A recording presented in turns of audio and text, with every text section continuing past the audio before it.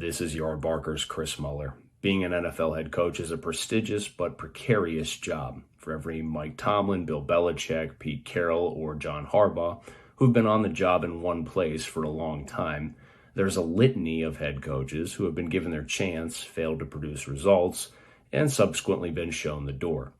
As usual, the 2020 season features several coaches in hot water before the season even begins. So with that in mind, here are the three coaches on the hottest seats in 2020. The first is Atlanta's Dan Quinn, who probably could have and should have been fired either during last season or immediately thereafter. He wasn't, of course, because the Falcons finished 6-2 to go 7-9 for the year. But that shouldn't paper over the fact that they were wretched in the first half of the season, going 1-7 with a particularly horrible defense that had no semblance of a pass rush.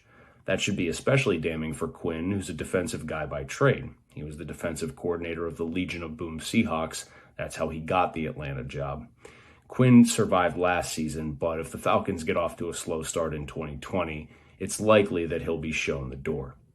Detroit's Matt Patricia is also on a hot seat, and for good reason. He also could have been fired at the end of the 2019 season, but wasn't.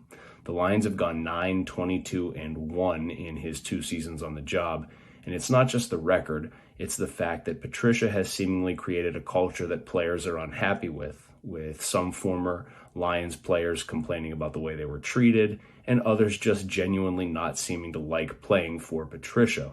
Matt Stafford's injury last year certainly hurt the Lions. They went 0-8 after he was lost for the year. But if Patricia can't have a better defense show up this year and have players just seemingly want to be in Detroit, he probably won't be there for long. The last coach who's on a hot seat in 2020 is the Jets' Adam Gase. Gase has only been in New York for 1 season. The Jets went 7-9. But he's already alienated multiple players. He and Le'Veon Bell don't seem to get along, and of course Jamal Adams was traded in part because he didn't like the head coach, and seemingly vice versa. The Jets already seem like a dysfunctional franchise with Gase at the helm, and if he can't get a lot out of Sam Darnold in his second year with him and turn the Jets into a winner, there's every reason to believe that New York won't have much patience and will in fact have a quick hook for Adam Gase. So there you have it, 3 head coaches who are on the hot seat entering the 2020 NFL season. For Yardbarker, I'm Chris Mueller.